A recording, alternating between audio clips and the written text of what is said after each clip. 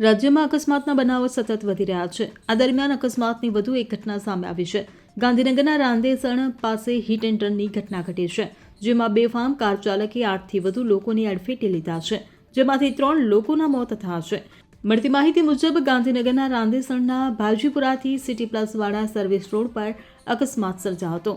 નશાની હાલતમાં ટાટા સફારી કારના બેદરકાર ચાલકે રાહદારી અને વાહન ચાલકોની અડફેટે લીધા હતા. અકસ્માતમાં 3 લોકોના મોત નીપજ્યા છે, જ્યારે અન્ય ઘણા લોકો ગંભીર રીતે ઘાયલ થયા છે, જ્યારે મૃત્યુઆંક વધવાની શક્યતા છે.